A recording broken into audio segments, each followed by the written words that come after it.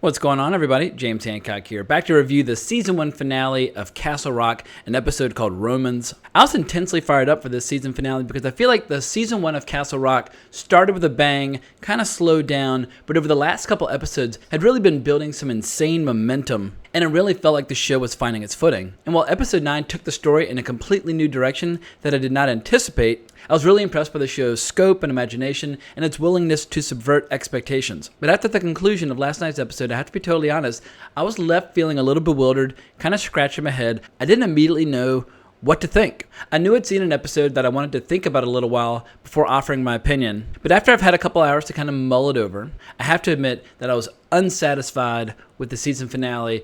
And if I'm understanding last night's episode correctly as I saw it, I think it actually contradicts some of what's come before. Almost as if the writer of last night's episode, Mark Lafferty, had been left in the dark about some of what had come before in the show up to that point. And I don't say this to be malicious, I don't say this to be cruel. I did really enjoy Season 1 of Castle Rock overall, and I want nothing but success for this show moving forward. Nothing would make me happier than to see this show go for a decade where they continue to tell stories in this fictional universe that Stephen King has created. But while this season finale had some really good scenes that I particularly loved, I feel like your first job when reviewing a show or movie is to call balls and strikes as you see them. And I think this show stumbled a little bit right before it crossed the finish line. And the more I think about it, I almost feel like this show should have had no episode 9 and gone straight into episode 10, or gone with the direction of episode 9 and left out episode 10 entirely. Either way, you'd have an incomplete, unsatisfactory experience, but I think episode 9 and episode 10 don't completely work together as a complete story. And before I get to my official recap and review, I did want to call attention to one more thing.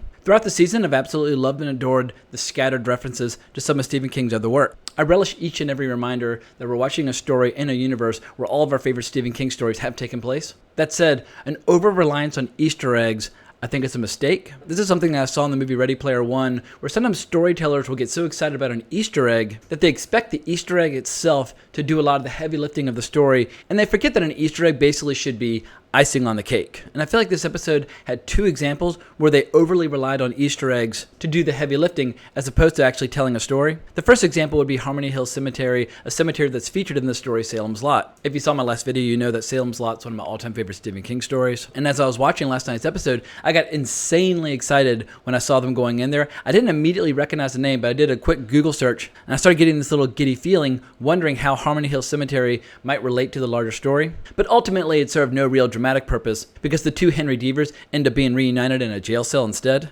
And I felt like the inclusion of Harmony Hill Cemetery felt a little bit like empty fan service, as opposed to some sort of foundational building block that might lead towards future stories. And there was one other scene that I feel like ran the risk of being empty fan service, where after the episode is over, they had a little post-credit scene with Jane Levy's character, Jackie Torrance. I thought she was great throughout the season, and I thought she was horribly underutilized. I would have loved to have seen a lot more of her character throughout the story. But we see her working on a story called Overlooked, an obvious reference to the Overlook Hotel from The Shining, and she makes a reference to how she wants to head out west to finish where it started. And while I personally might love the novel The Shining, and I particularly love Stanley Kubrick's adaptation of the novel, even though I know Stephen King is very unsatisfied with Stanley Kubrick's handling of the material, I think if you compare Stephen King's miniseries of The Shining with Stanley Kubrick's film, I think it's very clear which is the stronger story. And this episode even includes an homage to a specific scene from Kubrick's handling of the material, but I'll get to that later in the review. But this scene with Jackie Torrance just felt tacked on. That said, if it does in fact lead to scenes and or storylines in Season 2, I'll be the first to admit that I was wrong. But from what I've read so far, each season's going to be its own standalone story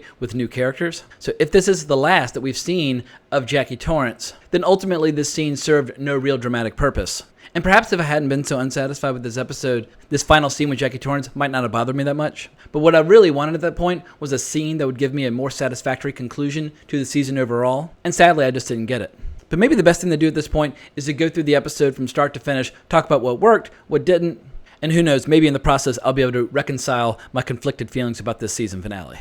So just for the sake of clarity over the course of this recap, I'm going to be referring to Bill Skarsgård's character as the Kid, since that's how we've been referring to him most of Season 1. I know some people think we should say White Henry Deaver and Black Henry Deaver. However, since this episode calls into question whether or not that alternate timeline with the White Henry Deaver may or may not even exist, I think it's simpler if I just say either Bill Skarsgård or the Kid. In any event, this episode begins with a flashback to the Kid in the cage talking to Lacey, and Lacey's blaming the fact that he never had kids on him. and that all this time he's been waiting for more instructions about what to do. Which leads me to my first question about this episode. After episode 9, it seemed to me as if Lacey was a crazy person, that what he did was horrible, that he was completely in the wrong to just lock up this person. But given what we know, or given what we saw at the end of this episode, was Lacey right this whole time? So if we're keeping a tally about all my sources of frustration or confusion, that would be the first one. But the main gist of this episode deals with the kid trying to convince Molly and then Henry Deaver to get him back out to the woods where he can find this door to get home. In that Henry Deaver is able to hear this source of friction between these two worlds, the kid really needs Henry to basically guide him out there. While it's never fully explained why we're seeing these giant flocks of birds, I absolutely love the imagery of the flocks of birds in this show. One commenter last week very wisely drew a connection from this story back to The Dark Half, which I think is one of the more underrated novels by Stephen King. But this giant flock of birds ends up flying into Henry Deaver's car. He crashes, he knocks himself unconscious, he sleeps there all night, and he wakes up, the town's covered in snow, and he hears that this is happening all over the town. They don't ever really fully explain why these birds are on a rampage. Perhaps it's a natural byproduct of the kid being in this world when he shouldn't be. But once again, some of the scenes at the end of this episode make me doubt whether or not the kid's alternate timeline even exists at all. Which leads to the first scene, which I feel like really contradicts the ending. Molly finds Ruth standing on a bridge. She's talking about jumping. And it seems like she's really suffering from her ability to perceive the different timelines simultaneously. And she's talking about how they've been here before, they've had this conversation before. And for me, this scene really confirmed what we saw in episode 9. That we basically have a thinning or a thinning of the walls between different worlds, between different timelines, and that's what's causing all this chaos. Luckily, Molly's able to convince her to step down when she says something that Ruth has not seen before in any of the previous timelines. But one of the big events this episode is that we see that Shawshank Redemption, after 100 years, is finally shutting down because all the guards have been killed. They're basically packing up a lot of the convicts and inmates, and they're moving them elsewhere. The warden finds one of those freshly carved figurines in her home, and shortly thereafter, she pays Molly a visit, says that the kid is basically the devil, and she stumbles out into traffic, whereupon a giant bus mows her down, and it's actually a bus full of all the inmates that she used to be in charge of. And I guess we can interpret that scene one of two ways. On one hand, the kid actually is this demonic force who brings pain and misery to everyone around him.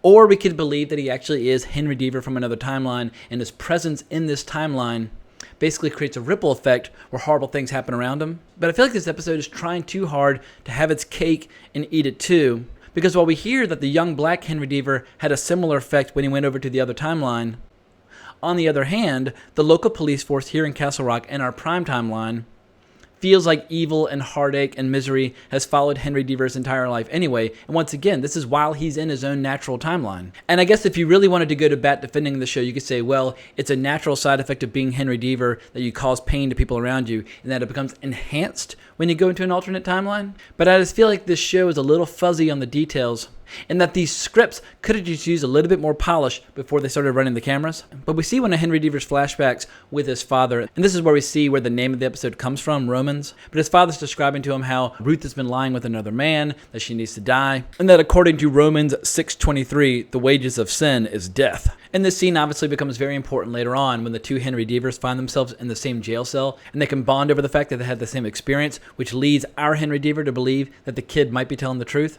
But there's another major storyline in this episode where I feel like the writers just kind of let it dangle and never really did anything with it. Wendell comes back into town. He stumbles onto the crime scene where the deaf guy was murdered. And when Henry Deaver goes to pick him up at the police station, Wendell basically says he heard this noise, he had no choice, he had to go into the woods to investigate, which for me once again reinforces the idea of alternate timelines. Based on the evidence that Henry Deaver had spent some time with the deaf man, they decided to arrest him. And Henry asked Molly to do him a huge favor and basically take Wendell as far away from Castle Rock as humanly possible and never come back. And this is where we see the kid at the Harmony Hill Cemetery, and he's looking at a grave. And the gravestone simply says, "Deaver boy, born to heaven." I'm still trying to come to terms with what that actually means, but he doesn't stay there very long because Henry Deaver in the jail has told the cops about where to find the kid. They arrest him, they move in, and soon he finds himself in a jail cell right next to Henry Deaver. The kid tells Henry Deaver that more people will continue to die as long as he stays in this world where he doesn't belong. He feels like the door back to his home world might be closing soon. And while Henry Deaver is very skeptical, he seems to believe what the kid has to say once again when they share their mutual experiences with that Romans quote. This is when we get my favorite scene of the episode, where they put the two Henry Deavers in the same cell together because they're bringing in all these convicts that are on the bus. A lot of them recognize the kid, and they talk about how he's Nicolas Cage, and they joke about him being the star of National Treasure.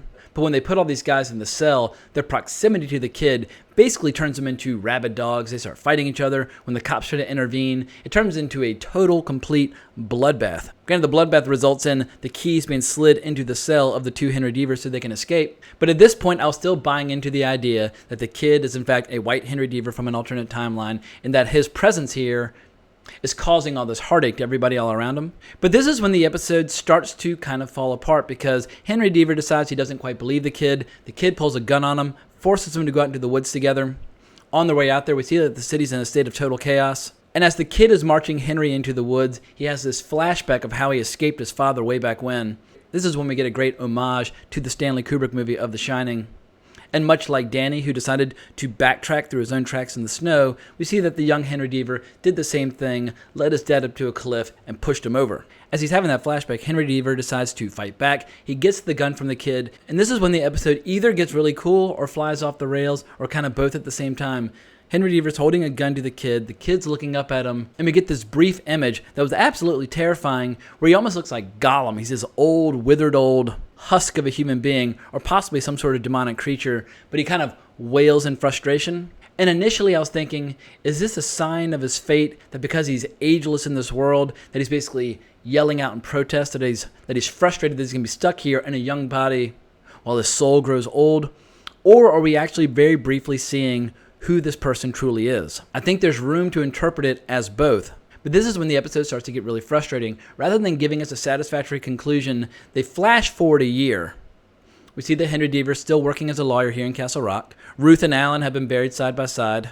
Wendell's home for a visit for Christmas. And Henry Deaver goes out to the ruins of Shawshank to pay the kid a visit who's back in the cell.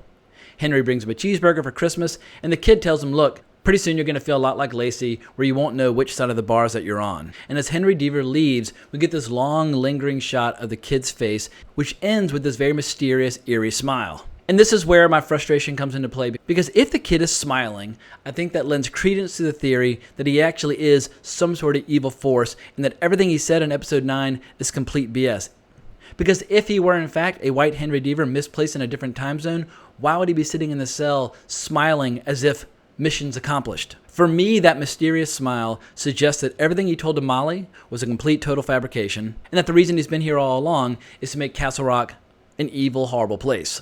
But if that is in fact true, why was he trying so hard to get back out into the woods and get home? Why wouldn't he have just stayed at that police station where his influence is very clearly having the impact that he wanted? I guess one positive side effect of this scene is that people will debate what it means until we get to season 2. And I think there will be a lot of people who totally buy into the fact that there are alternate timelines rubbing up against one another. And I think there'll be people who buy into the idea that Bill Skarsgård is playing a creature much like Pennywise. Pennywise has obviously been wreaking havoc on Derry for many, many years, and it seems like the kid is here to serve a similar role in Castle Rock. But the reason I'm kind of frustrated is that it feels like the writers don't quite know what story they're telling. And they're obviously free to tell whatever story they like. They're obviously free to take the story in any direction they choose. But I don't like the fact that this final episode provided contradictory evidence suggesting both at the same time. It just leaves a slightly funny, dissatisfied taste in my mouth. That said, I remain 100% a fan of the show. I love what they're trying to do. I'll absolutely be back for season 2. My hope is that they'll rely more upon an anthology format. I mean, I feel like one of the best parts of this season was when we saw the couple going crazy when they first moved into town, turning into absolutely crazy murderous sociopaths. I feel like that's when the show was absolutely at its strongest. And if they could have a bunch of standalone episodes like that, it would be a killer show. So while I enjoyed following season 1, I have to stop just shy of being a very strong vocal admirer of it. If I was going to recommend a horror show from this year to somebody, if I was only going to recommend one, I'd probably recommend The Terror from AMC. That said, for people out there who are massive Stephen King fans, absolutely give Castle Rock a go. But who knows? I'm going to continue to mull this episode over. I'm going to continue to chew on it and digest it. I would really love to read some comments from people about your own theories about what this final episode actually meant for the story overall. But if you enjoyed this reaction and review, please consider subscribing to my channel. I'm sorry I don't have some really truly satisfactory answers for some people out there who might be sharing in my frustration. But I think in the end, it's a sign of the fact that the writers didn't completely think it through, as opposed to the writers having some deep secret that we need to somehow divulge from the evidence that's been presented to us. This is not a situation like Twin Peaks, where it's like this great puzzle box that we can slowly but surely try and understand. I actually think there are some story construction flaws that have hindered the overall impact of season 1. In any event, if you want to find me online so we can discuss this, you can find me on Twitter at Colbrax, or as I said, you can always leave a comment. But I can't thank you enough for watching my video. I really appreciate the support for my channel, and I'll be back at you in the near future. Onwards and upwards.